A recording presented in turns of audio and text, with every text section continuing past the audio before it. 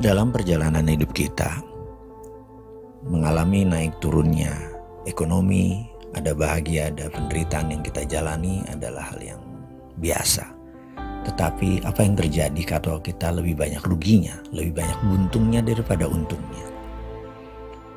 Pengalaman dalam perjalanan kehidupan seseorang seperti itu saya pun pernah merasakan.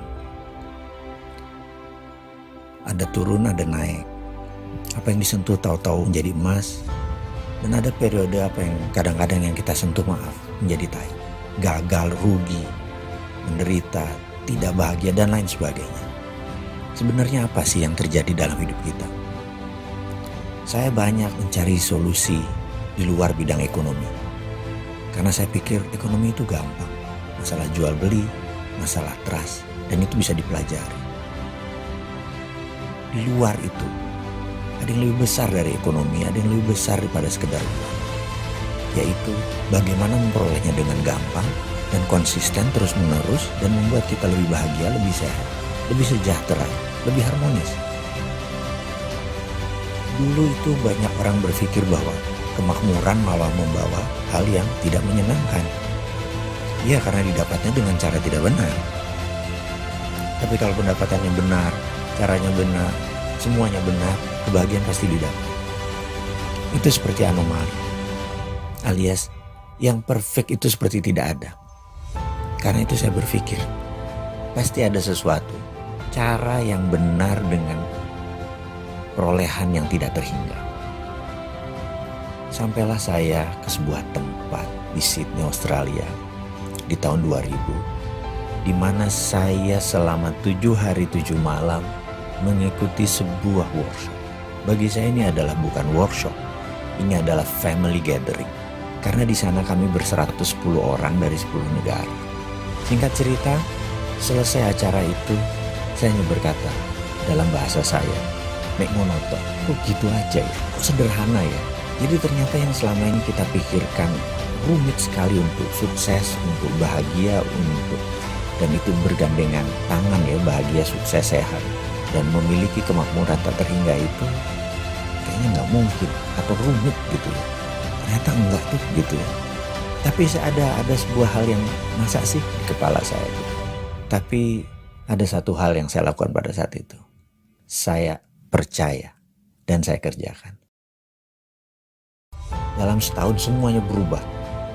Dan hingga saat ini seakan-akan unstoppable.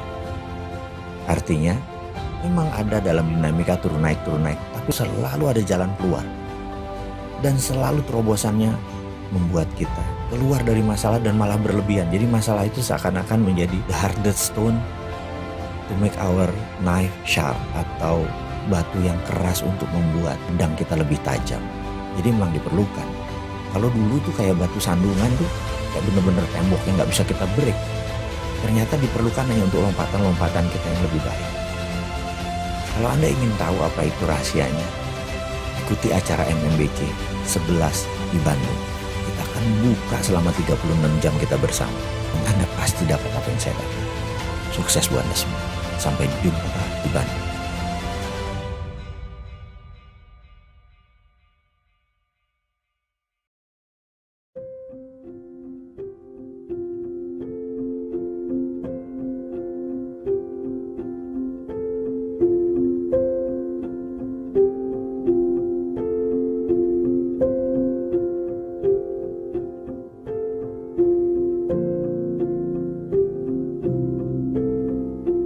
Saya teringat masa kecil saya dulu di kampung. Saya memiliki sahabat yang bertubuh kecil, namun karena keberanian dan kelincahannya, maka sebagai kiper penjaga gawang, bola sulit tembus masuk ke gawangnya. Menonton dia main bola merupakan hiburan tersendiri karena gerakannya terlihat atraktif. Suatu hari saya bertanya kepadanya apa resep suksesnya sebagai kiper. Lalu dia menjawab, saya kan tubuhnya kecil, maka jika ada penyerang mendekati saya memilih maju agar mempersempit ruang tembak. Kalau saya diam aja di bawah mister gawang, maka kemungkinan saya menutupi gawang hanya 10%. Sementara kalau saya maju menghadang ke depan, ruang tembaknya menjadi kecil, maka saya bisa menutupi 100% luas gawang. 30 tahun berlalu, sekarang dia menjadi pengusaha yang sangat sukses. Kemarin saya berkesempatan mengunjungi kantornya yang berjarak hanya 1 kilometer dari kantor saya. Ceritanya kita bernostalgia nih berdua. Biasa, saya sebagai seorang yang gak terlalu pinter dan selalu ingin tahu dan ingin belajar, saya pun bertanya kepadanya, apa sih resepnya sukses seperti sekarang? Dia menatap mata saya lalu berkata, ingat gak dulu saya jadi kiper? Ya, saya jawab, saya praktekkan di dunia nyata. Kalau saya tidak maju ke depan di setiap kesempatan, hilang peluang itu. Karena saya kan bukan siapa-siapa, saya ini wong dusun. Maka saya harus maju ke depan. Dan hal itu membuat siapapun di depan saya hanya melihat saya dan tidak ada peluang lain. Sehingga bola tersebut menuju ke saya. Sungguh kalimat itu membuat otak saya berpikir dan mengiyakan sebuah teori sukses yang sederhana ini. Jadi sahabat, kapan Anda maju ke depan mempersempit ruang tembak dan fokus peluangnya semua datang ke Anda? Saya belajar dari sahabat saya tersebut yang bernama Helmi Yahya, seorang entertainment dan dirut TVRI saat ini.